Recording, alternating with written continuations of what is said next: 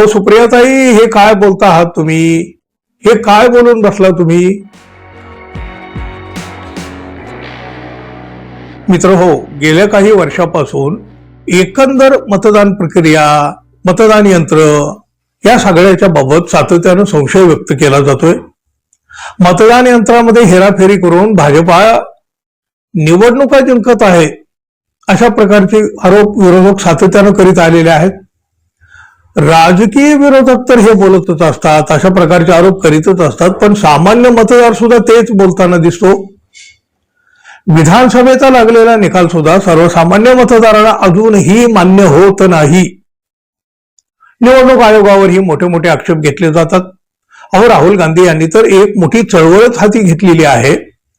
राजकीय विरोधक हे तर सातत्यानं मतदान यंत्राच्या हेराफेरीबद्दल बोलत असतातच.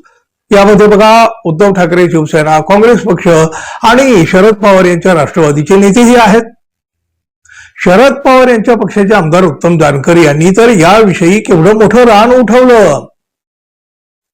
त्यातून माळशिरस तालुक्यातील ती मार्कडवाडी गाव, अहो देशभरात या गावाची चर्चा झाली. आणि आता अचानक शरद पवार यांच्याच राष्ट्रवादीच्या खासदार सुप्रिया सुळे यांनी भाजपाच्या सुरात सूर मिसळला आणि मतदान यंत्राबाबत आपल्या मनात काहीही शंका नाही असं त्यांनी म्हटलं.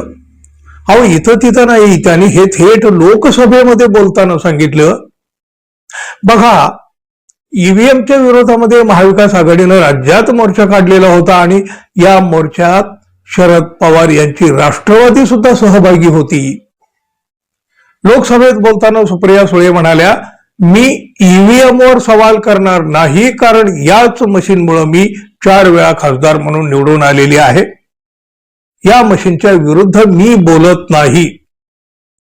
सुप्रियाताई सुळे यांच्या या विधानामुळे महाविकास आघाडीतल्या नेत्यांना तर मोठा धक्का बसलाच, पण आपल्या सुरात राष्ट्रवादीचाही सूर मिसळला गेल्यामुळं भाजपच्या नेत्यांना मात्र गुदगुल्या होऊ लागल्या आहेत. सगळेच्या सगळे विरोधक या ईव्हीएमच्या विरोधात बोलत आहेत आणि विरोधात असलेल्या या सुप्रियाताई सुळे त्या मात्र भाजपच्या सोयीचं बोलू लागल्या आहेत.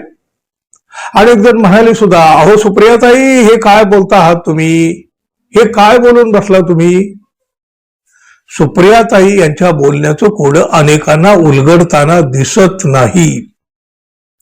इंडिया आघाडीचा ईव्हीएम मशीनला विरोध आहे. बॅलेट पेपरवर मतदान व्हावं अशी त्यांची मागणी आहे. ईव्हीएम मशीन हॅक करून निवडणुका लढवल्या जातात अशा प्रकारचे आरोप आहेत. प्रत्यक्ष मतदान आणि मतमोजणी करताना दिसणारं मतदान यामध्ये मोठी तफावत आढळत असल्यामुळं संशयाला जागा उरत असल्याचं विरोधकांचं म्हणणं आहे. त्या विरोधात विरोधकांनी मुंबईत सुद्धा एक मोठा मोर्चा काढलेला होता. सत्ताधारी मात्र हे आरोप फेटाळूनच लावत आलेले आहेत.